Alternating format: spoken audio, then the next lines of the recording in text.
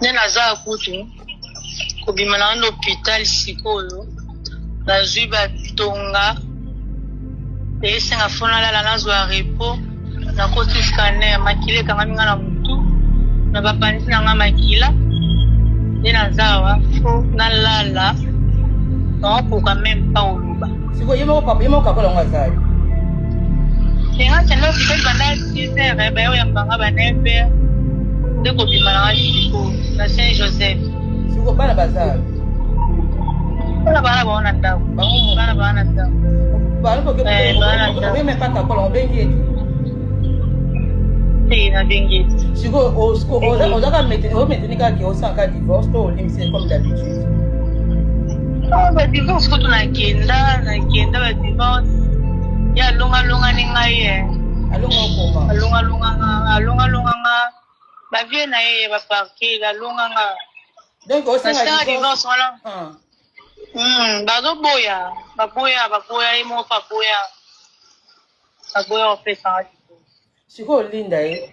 moso ozwi mpe kimia na ye bosolaka to talisi na ovi bana azozopusana non alinga lisolo te ata so eti tosolola komona nini yango lisusu oyokisi o nini kolobaloba donc danse tonatiki wana babengaka na telefone respect ezaki kobotabota na badanseuse na nsima na nga na mwana mosala bandeko na nga kabola famille donc nayebi te ntina ndako bapeti na nga ya otala nga bomona kushe na ye to mosu bodiscute mwa moke bobeti mwa tour na ndako epa famille boya bokute na chaise na mbetu to na supporte tellement mingi na bachaise kwa mbetu na lit conjugal linda oui abanga ta bana te Nicolas mbetu donc ya osaka na kutu mpe na souffrir po bana nga bokola bango nga moko kati na niveau bana baoloba eke mama tosi tokoli na biso okeye no kofinga nga basexe na ngai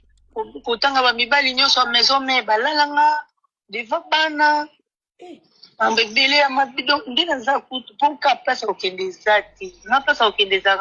ezanga ndenga towana famille te lupango eza te kelelo boloko ta para na nga bwakoya ta mosu nazonga lupango ya famille na lupango eza te nzambe nde esalaka kaka nazalaka wana donc so naye na place akokende nde sinakenda na nga kala place akokende eza te so nazalaka ta na bapara ta batikaka ta ndako ta ndeko na nga mota moto abonga ta na vie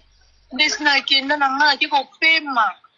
po ye moko azoloba dine neti siko atikenga maloba epa bana boyebi te to atie makolo awa comme lobi na bomaki ete lelo nde na oboma ye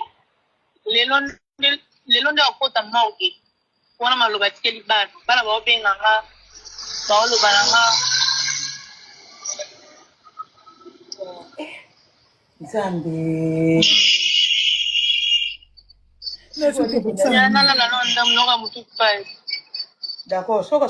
mutu na obenga tuna passeport oneza linda passeport oneza linda passeport oneza c'est pas pasola yango ye c'est pas putain de merde bakoseka yo dasisi nalongola soni dasisi na pamba tia elumba mutakala babible kofinga deva bana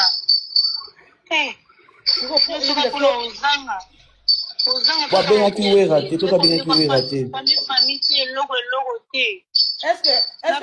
linda est-ce que bakosula moke na vie wera na igwe nasololaki deja nasololi bon ya okeka kuna kosikosi kaka eleki na oka bongo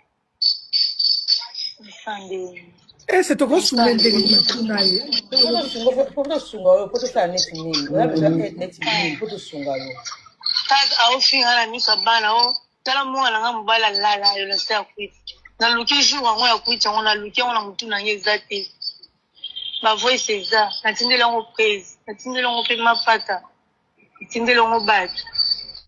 bavoice ya kakol ndenge ofinga oui natindeli bango bayoka naotindeli wango peut-être moko ya telefone nanga ekangani d'accord otindeli wango ok merci sikoyo linda po tosunga oyo fo nini oza na besoin aide nini po tosunga ngane na boye na senga divorce 2 fois na parti à 4e na kenda ba dossier zali